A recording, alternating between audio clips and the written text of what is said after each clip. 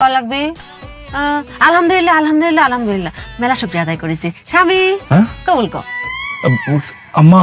বিয়ে করবা না আমারে আরে বিয়ে করার জন্য চাইছি কবুল তো বলবো কবুল বলার একটা নিয়ম আছে না নিয়ম মুরব্বির আছে কাজে আছে করবি না তুমি কবুল কর হ্যাঁ একটু পরে তো কয় লাগবে এখনই ক আম্মা বউ কবুল করে রেছে তুই মুক্তি পাবো রেছিস কে তাড়াতাড়ি কবুল কর কবুল কর কোথায় জানো কিসের জন্য কবুল হ্যাঁ আরেকবার ক হ্যাঁ আরেকবার ক কবুল আচ্ছা আরেকবার শেষ আম্মা আর কাজে না আরেকবার ক শুনিস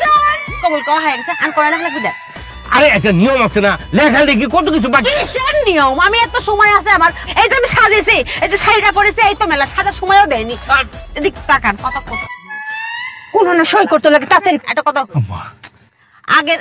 আগের যুগে দেখিছেন না যে সিনেমার মধ্যে নায়ক নায়িকারা আকাশ বাতাস সাক্ষী করে বিয়ে করে ফেলেছে বাবা রে বাবা আমার এত ধৈর্য আছে আমি তো তারপরও শাড়ি পরেছি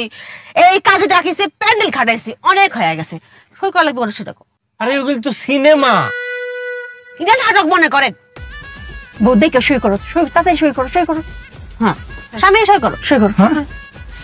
করো হ্যাঁ বউ সই করে তাড়াতাড়ি সই করো করলাম কিন্তু আম্মা তাড়াতাড়ি করো না কিছুর জন্য হইছে